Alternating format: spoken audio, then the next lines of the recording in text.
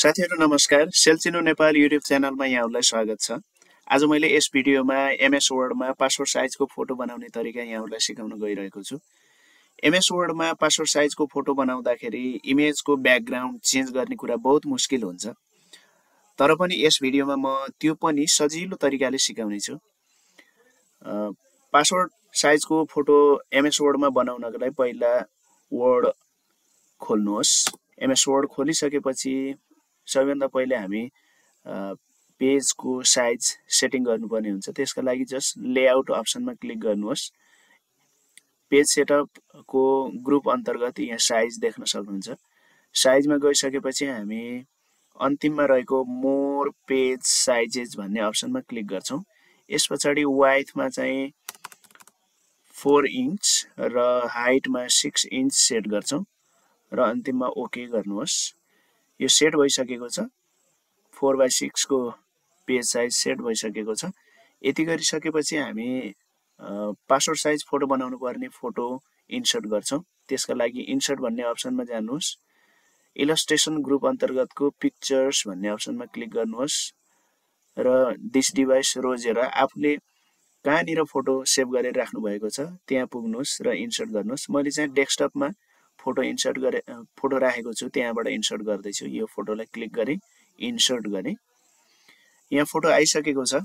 तर यसैलाई सिधै पासवर्ड साइज फोटो बनाउँदाखेरि यसको ब्याकग्राउन्ड थोरै नमिलेको नसुहाउँदो देखिन्छ र यहाँ त थोरै प्लेन नै देखिन्छ। तपाईको कतिपय फोटोहरुको चाहिँ ब्याकग्राउन्ड अलि पासवर्ड साइजको फोटोको लागि उपयुक्त नहुने खालको ब्याकग्राउन्ड हुने गर्दछ।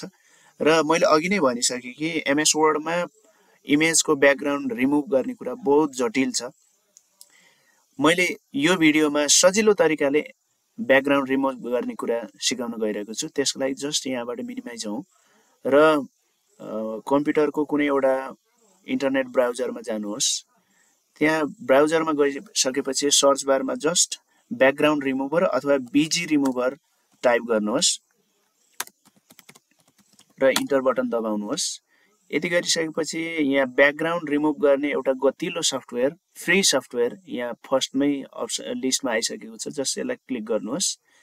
क्लिक गरिसकेपछि ब्याकग्राउन्ड रिमुभ गर्नुपर्ने इमेज यहाँ अपलोड गर्नुहोस्। जस्ट अपलोड इमेज भन्नेमा क्लिक गर्नुहोस् र ब्याकग्राउन्ड रिमुभ गर्ने फोटोलाई सिलेक्ट गरी ओपन गर्नुहोस्। यहाँ ब्याकग्राउन्ड रिमुभको प्रोसेस यहाँ चलिरहेको छ। भर्खरै ब्याकग्राउन्ड रिमुभको प्रोसेस कम्प्लिट भइसकेको छ। जस्ट यही फाइललाई डाउनलोड गर्नुहोस्। यो फाइल डाउनलोड भएर बसेको छ। यहाँबाट जस्ट सो इन फोल्डर गर्नुहोस् र हेर्नुहोस् कि यो डाउनलोड कहाँ गएर बसेको छ। यो डाउनलोड भन्ने फोल्डर अन्तर्गतै सी ड्राइभको डाउनलोड भित्र बसेको छ। यसलाई जस्ट क्लोज गरिदिनुहोस् र फेरि पनि एमएस वर्डमै जानुहोस् र यो फोटोलाई यहाँ जस्ट डिलिट गर्नुहोस् र फेरि इन्सर्ट ट्याबमै जानुहोस् र पिक्चर्समा गई भर्खरै ब्याकग्राउन्ड रिमुभ गरेको फाइलसम्म पुग्नुहोस्। जस्ट डाउनलोड भन्ने फोल्डरमा गएर बसेको छ, फर्स्टमै छ र इन्सर्ट गर्नुहोस्। देख्न सक्नुहुन्छ यो भर्खरै डाउनलोड गरेर यहाँ इन्सर्ट गरेको फोटोको ब्याकग्राउन्ड रिमुभ भएको छ। अब हामी जस्ट पिक्चरलाई क्रप गर्छौं। क्रप गर्नका लागि जस्ट पिक्चर फर्मेटमा जानुहोस्। दाहिनेतिर रहेको साइज भन्ने अप्सन अन्तर्गत यहाँ क्रपको अप्सन देख्न सक्नुहुन्छ। यहाँ क्लिक गर्नुहोस्। यहाँ क्रपिङको बटन खुलिसकेको छ। पासवर्ड साइजको फोटो बनाउनका लागि उपयुक्त हुने खालको सेटिङ मिलाएर क्रपिङ गर्नुहोस्। काँधहरु थोरै देखिने गरी सेटिङ मिलाउनुहोस्। यति सेटिङ मिलाइसकेपछि हामी साइजिङ पनि मिलाउनु पर्ने हुन्छ। हाइटमा 1.4 इन्च झन्डै ठिकै सेट भएको छ। 1.4 इन्च र वाइडमा चाहिँ 1.2 इन्च सेट गर्नुहोस् र यति सेट गरिसकेपछि ओके गर्नुहोस् अथवा इन्टर बटन दबाउनुहोस्। यो क्रपिङ भइसकेको फोटो यहाँ छ। अब हामी क्रपिङ भएको फोटोमा जस्ट बोर्डर लगाउँछौं, जसले गर्दाखेरि पासवर्ड साइजको फोटो प्रिन्ट गरिसकेपछि बिचमा काट्नका लागि सजिलो हुन्छ। बोर्डर लगाउनका लागि जस्ट पिक्चर फर्मेटमै अप्सनमा क्लिक गर्नुहोस्। त्यहीँनिर मुनतिर पिक्चर बोर्डर भन्ने अप्सन पाउनुहुन्छ। जस्ट त्यहाँ टच गर्नुहोस् र आफूलाई उपयुक्त लाग्ने कलर सेट गर्नुहोस्। मैले चाहिँ यहाँ ब्ल्याक कलर रोजे।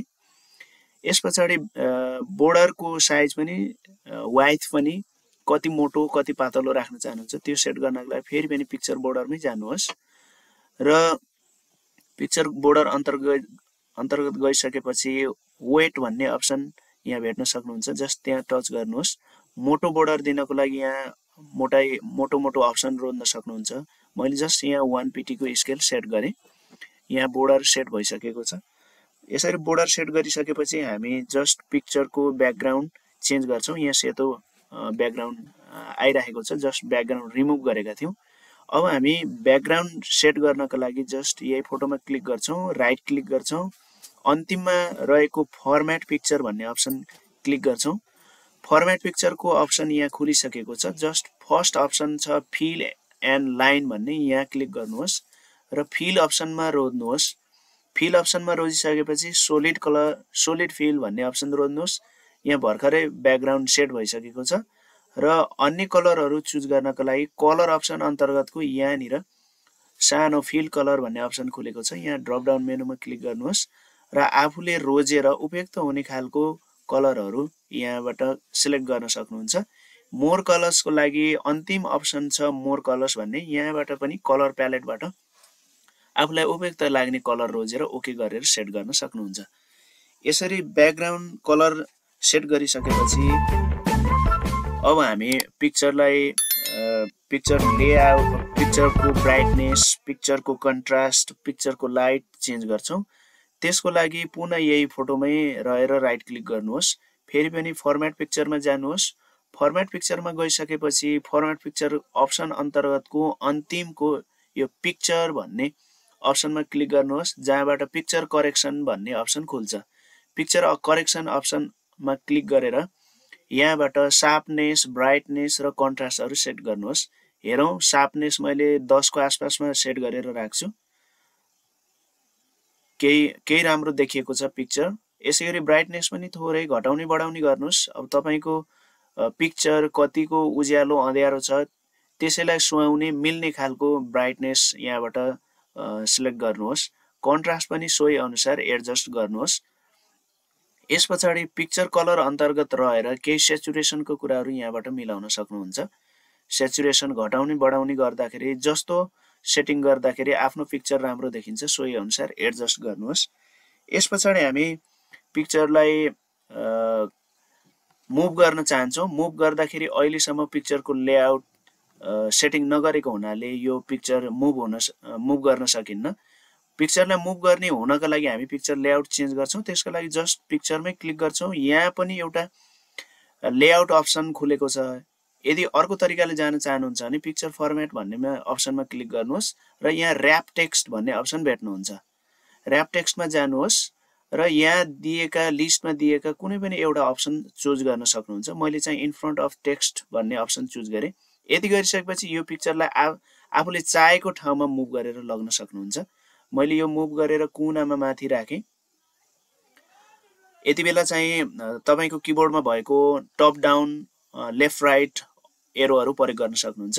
यस पछाडि यसैको डुप्लिकेट फोटो यता दाहिनेतिर सार्ने हो। त्यसका लागि कन्ट्रोल बटन किबोर्डबाट कन्ट्रोल शिफ्ट बटन एकैचोटि दबाउनुहोस् र माउसले बिस्तारै ड्र्याग गर्दै दाहिनेतिर खिच्नुहोस् र आवश्यक बिचमा खाली ठाउँ मार्जिन छोड्नुहोस्।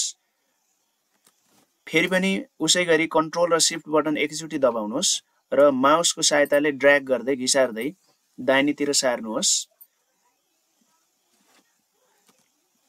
र बिचको ग्याप किबोर्डबाट एरो बटन थिच्दै देब्रे दाहिने गर्दै जस्ट एडजस्ट गर्नुहोस्। उपयुक्त साइजमा उपयुक्त तरिकाले सेट गर्नुहोस्। यस पछाडि तीनवटै फोटोलाई ग्रुप गर्न पनि सक्नुहुन्छ सिलेक्ट गरेर यहाँनिर गएर ग्रुपिङ अप्सन। मैले भने जस्ट फेरि पनि शिफ्ट बटन दबाउँदै तीनटै फोटोलाई सिलेक्ट गर्छु र फेरि पनि कन्ट्रोल र शिफ्ट बटन दबाएर जस्ट माउसबाट ड्र्याग गर्दै तीनवटा फोटोको कपी गर्दै तल राखेँ। यस पछाडि थोरै पेजलाई स्लाइड गरेर स्क्रोल गरेर तलतिर झार्नुहोस् अनि यो सिलेक्ट भएको तीनवटै पिक्चरमा फेरि पनि बाट डुप्लिकेट झार्नुहोस्। त्यसका लागि कन्ट्रोल र शिफ्ट बटन फेरि दबाउनुहोस् र माउसको सहायताले ड्र्याग गर्दै तलतिर डुप्लिकेट बनाउनुहोस्। फेरि पनि पेजलाई स्क्रोल डाउन गर्नुहोस् र यही सिलेक्ट भइरहेको यो तीनवटा फोटोलाई कन्ट्रोल शिफ्ट बटन दबाउँदै माउसको सहायताले ड्र्याग गरेर डुप्लिकेट बनाउनुहोस्। थोरै पेज फोटोहरूको बीचको मार्जिन मिलिरहेको छैन, त्यसको लागि जस्ट माथि क्लिक गर्नुहोस् अनि शिफ्ट बटन दबाउनुहोस्। फेरि पनि तीनवटै फोटोलाई सिलेक्ट गर्नुहोस् र किबोर्डबाट अप एरोको सहायताले थोरै माथितिर एडजस्ट गर्दै सेट गर्नुहोस्। अन्य फोटोलाई पनि हेर्दै जानुहोस् र उपयुक्त तरिकाले फोटोहरू बीचको स्पेस म्यानेज गर्नुहोस्। यति गरिसकेपछि एमएस वर्डमा पासपोर्ट साइजको फोटो तयार भइसकेको छ र आफ्नो प्रिन्टरबाट राम्ररी प्रिन्ट गर्न सक्नुहुन्छ अथवा फोटोलाई सेभ गर्न सक्नुहुन्छ।